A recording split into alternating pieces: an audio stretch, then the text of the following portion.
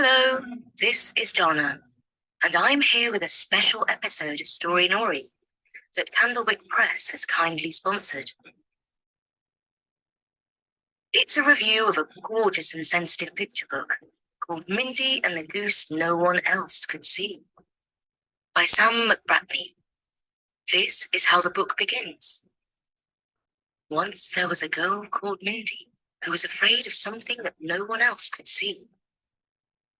This thing that she was afraid of, this thing that no one else could see, was a big goose. It came in her room as quietly as a thought comes into your head, and it stayed there for as long as it wanted to. When she told her dad about it, he said, "Oh, what? There's a goose in your room?" He searched high and low for the big goose, but he could not find it. Mindy's mum made fun of it. She waved a wooden spoon above her head and said, "Any goose that comes in here will get a smack on his silly bottom." Mindy thought the big goose might be angry about the wooden spoon. Mum and Dad shut the window tight. But windows, walls and doors couldn't stop the big goose. It came and stayed as usual. "It's not real," her mum said. "Nobody has a goose in their room." "I do," said Mindy. "Well, you'll just have to close your eyes and make it not real," her mother said. Well, if you want to know what happens next to Mindy and the big goose, you can find out by reading the book. What I can tell you is that from the delicate and charming illustrations, we can see that Mindy's goose looms large on her bedroom wall. I particularly like the way the curtains blow in through the window in a ghostly sort of way. The scary goose might be a dream, or it might be a shadow, or it might be real. Mindy's father decides that they need some outside help to send the unwanted goose packing.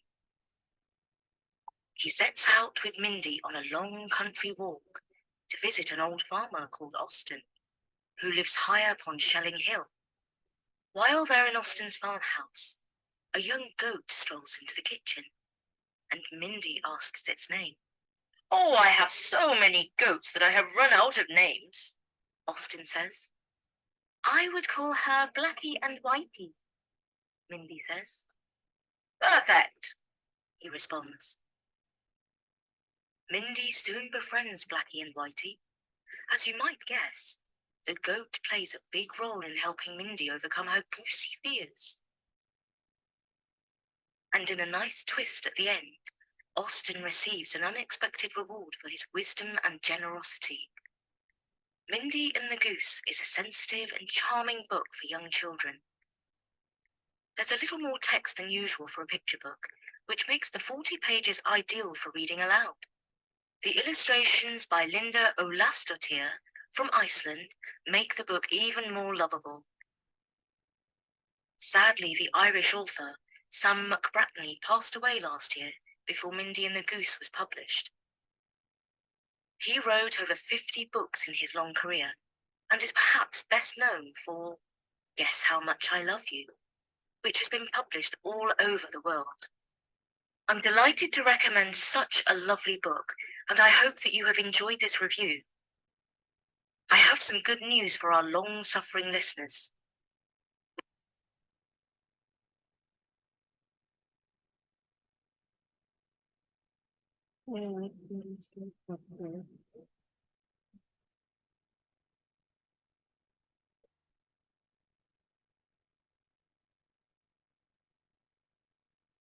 One, what is Mindy afraid of?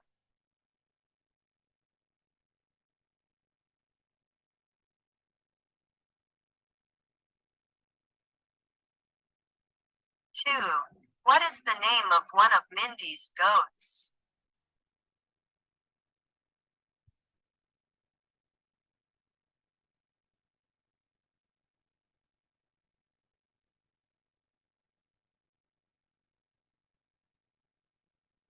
3.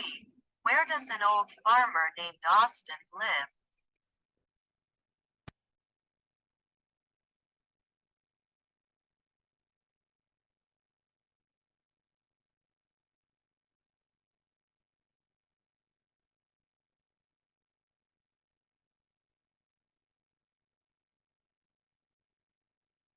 5.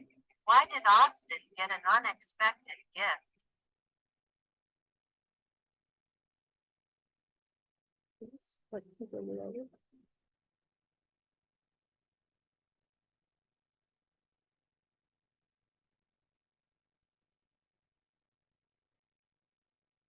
6.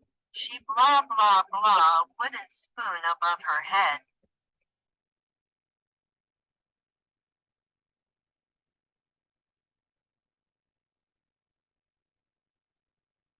7. Any goose that comes in here will get a blah blah blah on his silly bottom.